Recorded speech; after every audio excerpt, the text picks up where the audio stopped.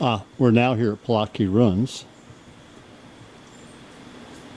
And I'm going to go up to the ruins. I recorded the little petroglyphs, or whatever you want to call them, last week up in here.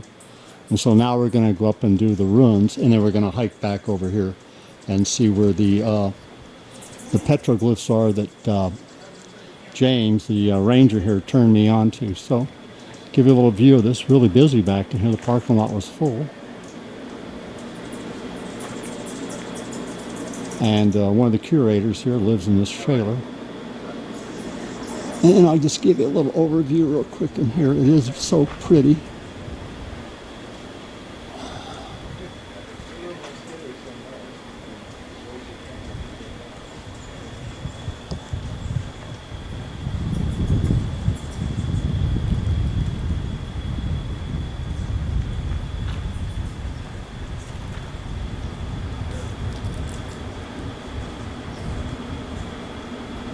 As always, God bless and enjoy from west of Sedona, Arizona.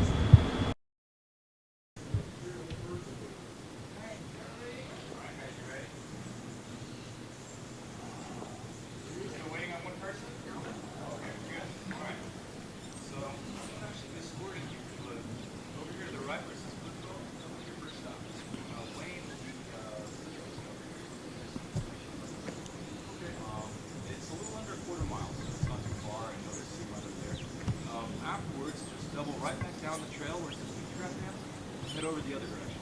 Okay. And you'll see our other guide, Ron. Thank you. Yes, sir. Hope you guys enjoy it. You too. No problem.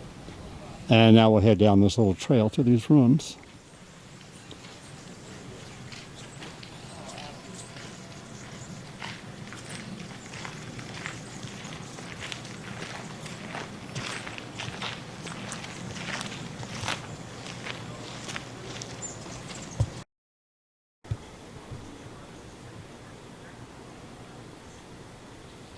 See a little moisture coming out of these rocks now. It's been raining 3 or 4 days up here. I was going to come up here yesterday, but James, the ranger here, told me they might be closed. So I came up here today, and now James is gone. But that's fine.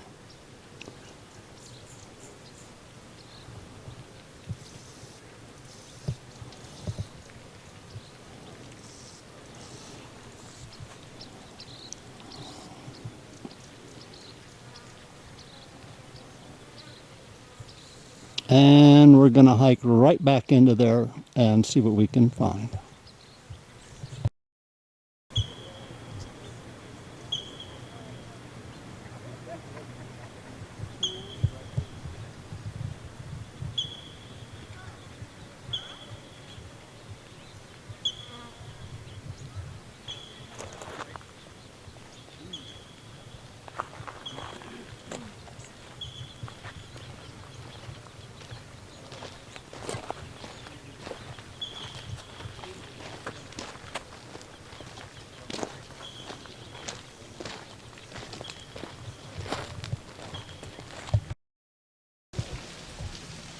I hope I'm capturing this, but you can see the water falling off up the top there. Running back right down here.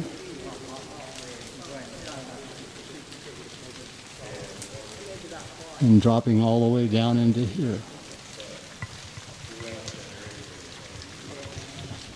And if I zoom in, maybe you can see it hitting the trees.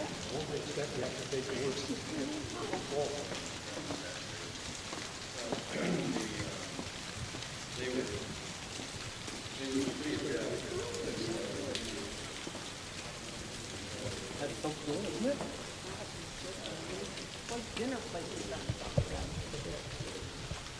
And that is like straight up.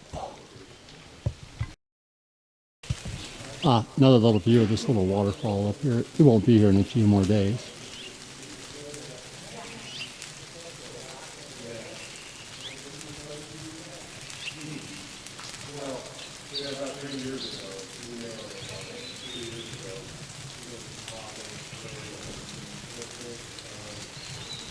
And the water is just falling right down here, right to the base of my feet.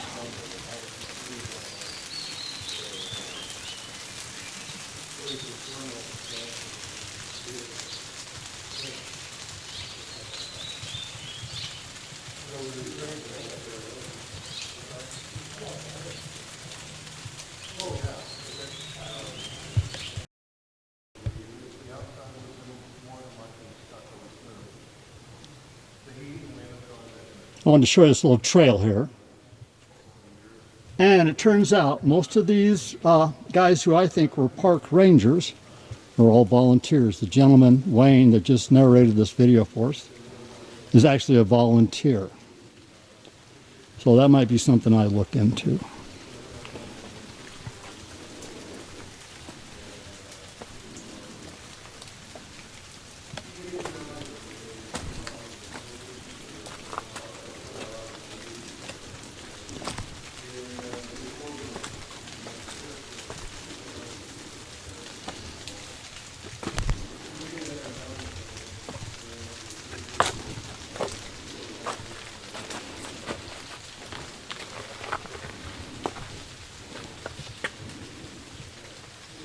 And that's the little trail that goes right along there and up through those boulders.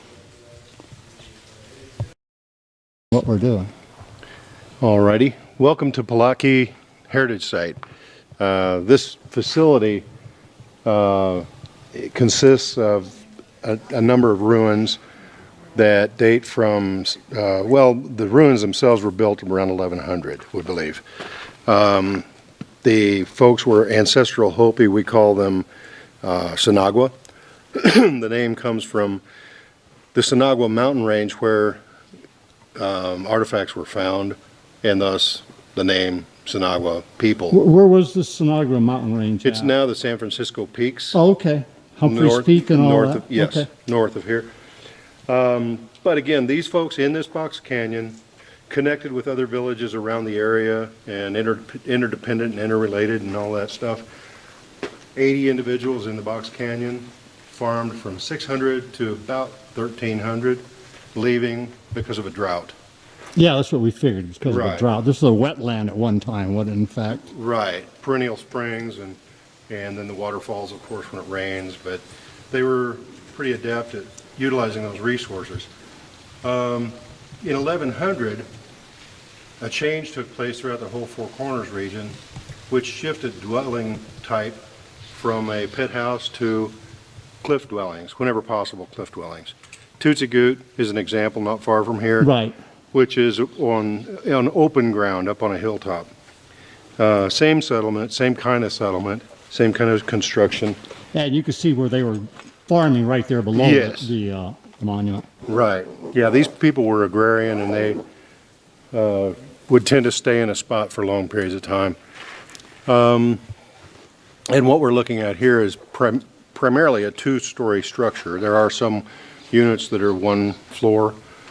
The living space or units would have been used primarily for storage and then shelter in colder months. The roof would have been the most active living space.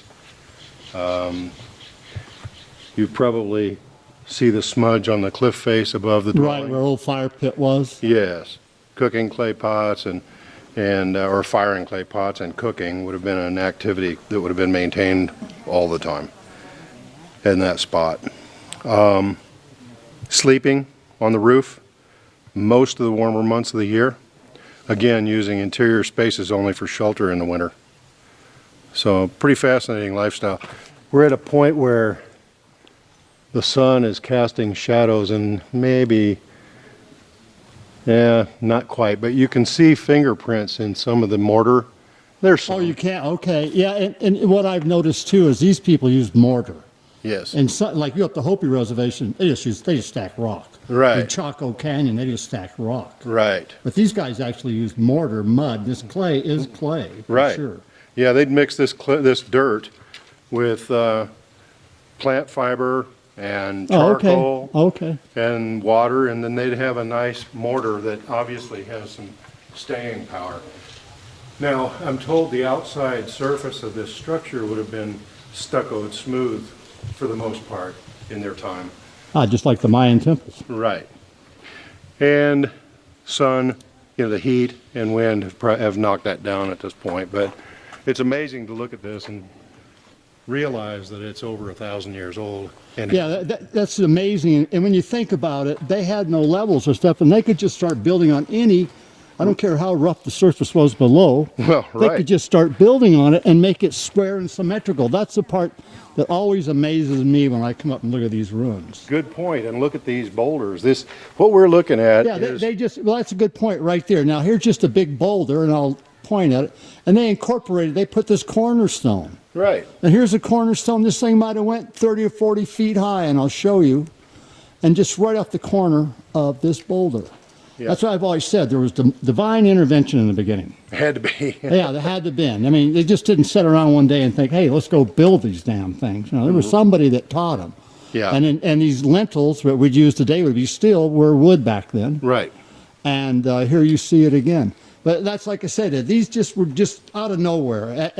And when you look at the ruins up at Montezuma Well, you see the same thing. They just started, Right. boom.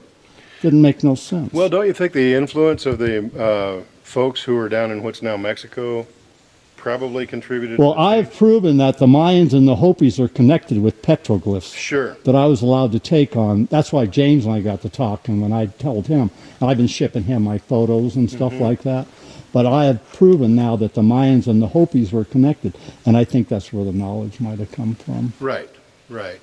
Because the Hopis talk about the southern city to the south. Right. And then, but then, like you say, you make a good point. At some point, even those folks down there had to come up with a way of doing that. Yeah, yeah. That, you know, and like it's like the Native Americans up north here were just, that was so hush hush, metropolitan and all that. And then here at the same time, you had this going on up here in Arizona and New Mexico and stuff. I want to thank you, sir, for doing this for us Sure. and narrating this for us. And Sure. I'm going to do a little pan around, and that's back to the Mingus Mountains, I believe, range in the Yes. background there. So, as always, if this is the last video from here, God bless and enjoy from southwest of Sedona, Arizona.